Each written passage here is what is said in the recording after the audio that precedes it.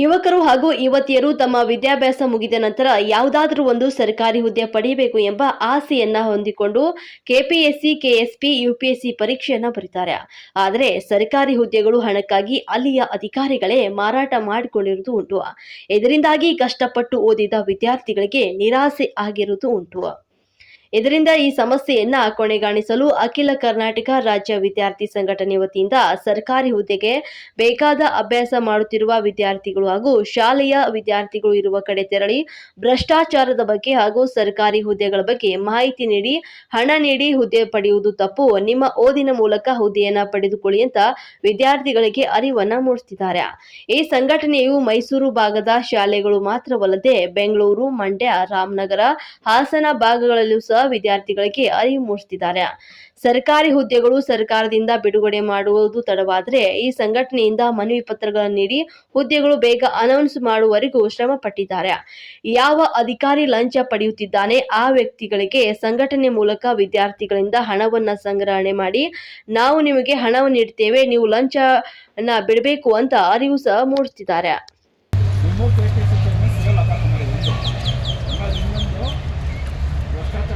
ಕೆಪಿಎಸ್ಸಿಗಾಗಲೇ ನ್ಯಾಯಯುತವಾದ ನೇಮಕಾತಿಗಳ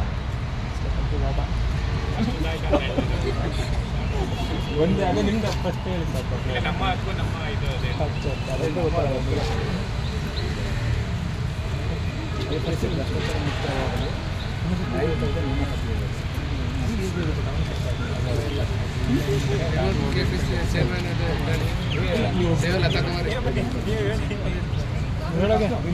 chairman Sevalatha Kumari four times ಹೇಳ್ತೀನಿ ಅಂದರೆ twice ಹೇಳಬೇಕು. Remove KPSC chairman, Seva Latha Kumari madam. Remove KPSC chairman,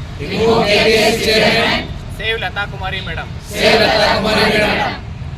ಇನ್ನೊಂದು ಭ್ರಷ್ಟಾಚಾರ ಭ್ರಷ್ಟಾಚಾರ ಮುಕ್ತ ಕೆಪಿಎಸ್ಸಿ ಆಗಲಿ, ನ್ಯಾಯಯುತವಾದ ನೇಮಕಾತಿ ನಡೆಯಲಿ. ಭ್ರಷ್ಟಾಚಾರ ಮುಕ್ತ ಕೆಪಿಎಸ್ಸಿ ಆಗಲಿ, ನ್ಯಾಯಯುತ ನೇಮಕಾತಿ ನಡೆಯಲಿ. ಭ್ರಷ್ಟಾಚಾರ ಮುಕ್ತ ಕೆಪಿಎಸ್ಸಿ ಆಗಲಿ, ನ್ಯಾಯಯುತ ನೇಮಕಾತಿ ನಡೆಯಲಿ.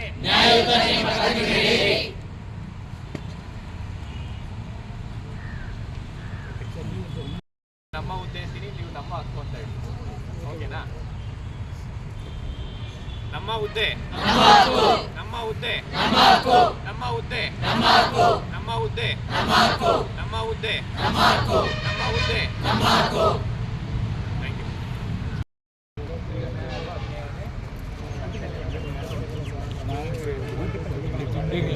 ಅದೇನಾದೇನೋ ಎತ್ತಿಟ್ಟಿದ್ರೆ ಕೊಡ್ತಾರಲ್ಲ.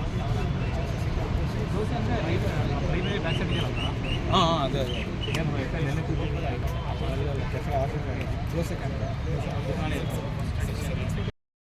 ಪ್ರೊಟೆಸ್ಟ್ ಮಾಡ್ತಾರೆ. ಹೌದಾ? ವಿಕಾಸ್ ಸರ್ ಅದನ್ನು ನಾವು ಹೋರಾಟ ಮಾಡಿದ್ದೀನಿ ಅಲ್ವಾ? ನಿಮಗೂ ಇದು ಅಷ್ಟೇ, ಏನು ಮಾಡೋಕ್ಕಾಗಲ್ಲ, ಏನು ಮಾಡೋಕ್ಕಾಗಲ್ಲ. ಇನ್ನು ಬೇರೆ ಶರ್ಟ್ ಹಾಕ್ಬಿಟ್ರೆ ಆಯ್ತು. ಇಲ್ಲ ಮೇಲೆ ಸರ್, ಪ್ರತಿಯೊಂದು ಮನೆಗೂ ಅವರೆಲ್ಲರೂ ಮನೆಯವ್ರನ್ನ ಚೇಂಜ್ ಮಾಡಬೇಕಂದ್ರೆ ಮಾಡೇ ಮಾಡ್ತಾರೆ. ಇಲ್ಲ, ನನಗೆ ಉದ್ದೇಶ ಏನಿದೆ, ಫಸ್ಟು ಇದು ದೊಡ್ಡದಾಗಿ ರಿಫಾರ್ಮ್ ಆಗಬೇಕು. ಆಮೇಲೆ ಕರ್ನಾಟಕದಲ್ಲಿ ಇಲ್ಲ ನಂದು ಪೊಲಿಟಿಕಲ್ ಏನಾದರೂ ಹೋದ್ರೂ ಇನ್ ಕೇಸ್ ಹೋಗಲ್ಲ. ಈಗ ಪೊಲಿಟಿಕಲ್ ಏನಾದರೂ ಹೇಳಲಿಲ್ಲ ಅಂದರೆ ನನಗೆ ಇನ್ನೊಂದು ಡ್ರೀಮ್ ಇದೆ, ಏನಂದರೆ ಒಂದು 5 ಲಕ್ಷ ರೂಮ್ಸ್ ಆಗಬೇಕು ಕರ್ನಾಟಕದಲ್ಲಿ. ಪ್ರತಿ ವರ್ಷ ಒಂದೊಂದು ಲಕ್ಷ ರೂಮ್ಸ್ ಕಟ್ಟಬೇಕು. ಎಷ್ಟು ಹೇಳಿ? ಏನು ಯುವ ನಿಧಿ ಕೊಡ್ತಿದ್ದಾರೆ, ಅದೇ ಯುವ ಆಶ್ರಯ ಕಟ್ಟಬೇಕು. ಏಕೆಂದರೆ ನೀವು ಉಳ್ಕೊಳೋ ಫೆಸಿಲಿಟೀಸು, ಆ ಬರ್ಡನ್, ಅಪ್ಪ ಅಮ್ಮ ಬರ್ಡನ್ನು ಮೋಸ್ಟ್ ಆಫ್ 70% ಆಫ್ ಏನು ಬರ್ಡನ್ ಇದೆ ಅದು ನಾವು ಬರ್ತಾ ಇರೋ ಪಿ ಜಿಗೆ ಸ್ಟೇ ಆಗ್ತಿದ್ದೀರೋ, ಪಿ ಜಿ ಕೂಡ ರೆಂಟ್ ಆಗಿರ್ಬೋದು, ಉಳ್ಕೊಳೋದಕ್ಕೆ ರೆಂಟ್ ಏನು ಪೇ ಮಾಡ್ತಿದ್ದೀರಲ್ಲ ಅದೇ ಆಗ್ತಾಯಿದೆ. ಹೌದಾ? 5,000, 6,000, 7,000, 8,000 ಮಿನಿಮಮ್ 3,000ಗಿಂತ ಯಾರಾದರೂ ಕಡಿಮೆ ರೆಂಟ್ ಪೇ ಮಾಡ್ತಿದ್ದೀರಾ? ಹಂಗಾಗಿ ಕರ್ನಾಟಕದ ಸರ್ಕಾರ 1 ಲಕ್ಷ ರೂಮ್ಸು 1 ವರ್ಷದಲ್ಲಿ ಕಟ್ಟಿದ್ರೆ 5 ವರ್ಷದಲ್ಲಿ 5 ಲಕ್ಷ ರೂಮ್ಸ್ ಕಟ್ಬೋದು. ಒಂದು ರೂಮಲ್ಲಿ 5 ಜನ ಅಂದರೆ 5 ಲಕ್ಷ ರೂಮ್ಸಲ್ಲಿ 25 ಲಕ್ಷ ಸ್ಟೂಡೆಂಟ್ಸ್ ಆಗಲಿ ಎಂಪ್ಲಾಯೀಸ್ ಆಗಲಿ ಮೋಸ ಆಗ್ಬೋದಾ? ಅದು ಆಗ್ಬೇಕನ್ನೋದು ನನಗೆ ಒಂದು ಫಸ್ಟು. ಈಗ ನೋಡಿ, ಫಸ್ಟು ಹಳ್ಳಿ ಮಕ್ಕಳು ಯಾರು ಇಟ್ಟಿದ್ರೆ ನಿಮ್ಗೆ ಗೊತ್ತಿರುತ್ತೆ.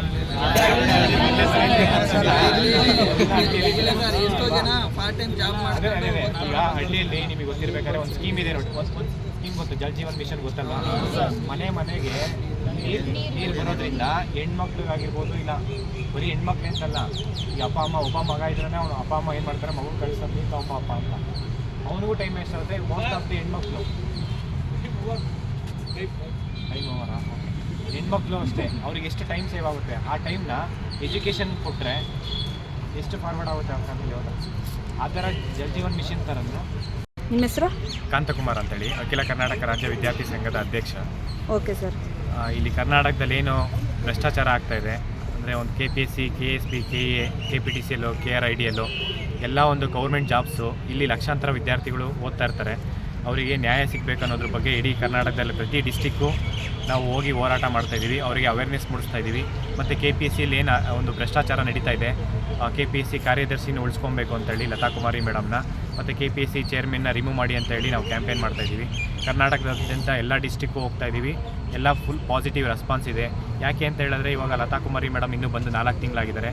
ಆ ಒಂದು IAS ಆಫೀಸರು ಮಿನಿಮಮ್ 3 ಇಯರ್ಸ್ ಇರಬೇಕು ಅನ್ನೋದು ಒಂದು ರೂಲ್ಸ್ ಇದೆ. ಆ ರೂಲ್ಸ್ ಪ್ರಕಾರ KPSC ಸೆಕ್ರೆಟರಿಯಾಗಿ ಅವರೇ ಮುಂದುವರಿಸಬೇಕು. ಮತ್ತು ಏನೊಂದು KPSCಲಿರೋ ನೋಟಿಫಿಕೇಷನ್ಸ್ ಎಲ್ಲನೂ ಸ್ಟೂಡೆಂಟ್ಸ್ ಲಕ್ಷಾಂತರ ವಿದ್ಯಾರ್ಥಿಗಳು ವರ್ಷಾನುಗಟ್ಟಲೆಯಿಂದ ಕಾಯ್ತಾ ಇದ್ದಾರೆ. ಆ ನೋಟಿಫಿಕೇಷನ್ ಬಿಡಬೇಕು, ಅವರಿಗೆಲ್ಲರಿಗೂ ಒಂದು ನ್ಯಾಯ ಸಿಗಬೇಕು ಅನ್ನೋದ್ರ ಬಗ್ಗೆ ಹೋರಾಟ ಮಾಡ್ತಾಯಿದ್ದೀವಿ. ಮತ್ತು ಏನು ರಿಸಲ್ಟ್ಸ್ ಪೆಂಡಿಂಗ್ ಇದೆ, ಎಲ್ಲ ರಿಸಲ್ಟ್ಸ್ ಪೆಂಡಿಂಗ್ ಬಿಡಬೇಕು.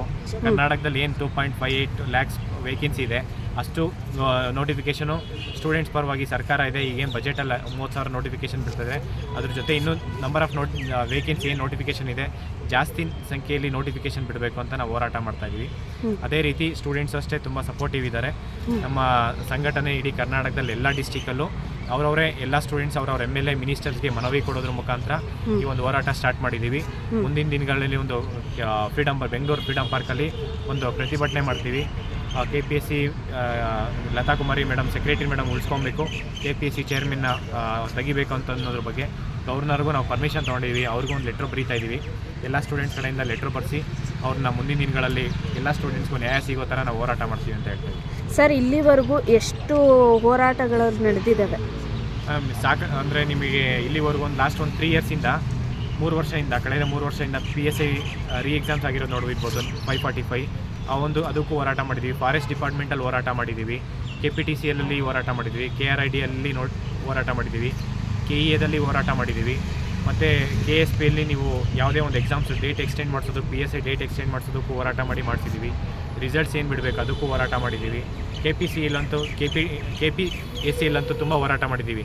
ನಿಮಗೆ ಲೆಟರ್ ಕ್ಯಾಂಪೇನ್ ಇರ್ಬೋದು, ಮೊಟ್ಟೆ ಮತ್ತು ಮೊಡಕೆ ಪ್ರತಿಭಟನೆ ಇರ್ಬೋದು, ಮತ್ತು ತುಂಬ ನನ್ನ ಮೇಲೆ FIR ಆಗಿರ್ಬೋದು, ಮತ್ತು ಈವನ್ ಜೈಲಿಗೂ ಕಳಿಸಿದ್ದಾರೆ ನನಗೆ ಫೈಸು. ಹಾಗಾಗಿ ಏನೇ ಒಂದು FIR ಆದ್ರೂ ನಾನು ಸ್ಟೂಡೆಂಟ್ಸ್ ಪರವಾಗಿ ಯಾವತ್ತೂ ನನ್ನ ಜೀವ ಇರೋವರೆಗೂ ಸ್ಟೂಡೆಂಟ್ಸ್ ಪರವಾಗಿ ಹೋರಾಟ ಮಾಡ್ತೀನಿ ಅಂತ ಈ ಮುಖಾಂತರ ಹೇಳ್ತೀನಿ. ಇಷ್ಟೆಲ್ಲ ಮಾಡಿದಿರಲ್ಲ, ರೆಸ್ಪಾನ್ಸ್ ಬಂದಿದೆಯಾ ಆ ಕಡೆಯಿಂದ? ಆಬ್ವಿಯಸ್ಲಿ ಮ್ಯಾಮ್, ಎಲ್ಲ ಕಡೆಯಿಂದ ರೆಸ್ಪಾನ್ಸ್ ಬಂದಿದೆ. ಎಲ್ಲ ಆಫೀಸರು ಎಲ್ಲ ಪ್ರತಿ ಡಿಪಾರ್ಟ್ಮೆಂಟಲ್ಲೂ ಸ್ಟೂಡೆಂಟ್ಸ್ಗೆ ಏನು ಬೇಕೋ ಅದನ್ನು ನಮಗೆ ಕೊಡ್ತಿದ್ದಾರೆ. ಅಂದರೆ ರಿಸಲ್ಟ್ಸ್ ಬಿಡ್ತಿದ್ದಾರೆ. ಎಲ್ಲ ಥರ ಒಂದು ವ್ಯವಸ್ಥೆ ಬದಲಾವಣೆ ಆಗ್ತಾ ಇದೆ. ಮುಂದಿನ ದಿನಗಳಲ್ಲೂ ಸಾಕಷ್ಟು ಬದಲಾವಣೆ ಆಗಬೇಕು.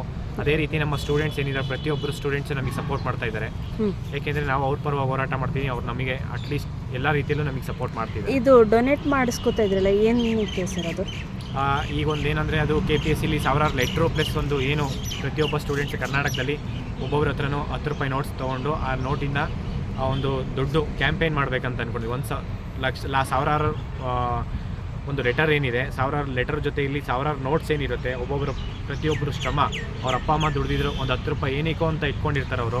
ಅದರಲ್ಲಿ ಒಂದು ಡೊನೇಷನ್ ಅಂತ ಅನ್ನೋದಕ್ಕಿಂತ ಇಲ್ಲಿ ಅವ್ರ ಪ್ರೆಸೆಂಟ್ಸ್ ಅಲ್ಲಿಗೆ ಬರೋಕ್ಕಾಗಲ್ಲ, ಅವ್ರ ಬದಲು ಒಂದು ನೋಟು ಆ ಫ್ರೀಡಮ್ ಪಾರ್ಕಲ್ಲಿ ಇರಲಿ ಅನ್ನೋದು ಒಂದು ಕಾನ್ಸೆಪ್ಟ್ ಇದೆ. Okay, thank you. ಓಕೆ.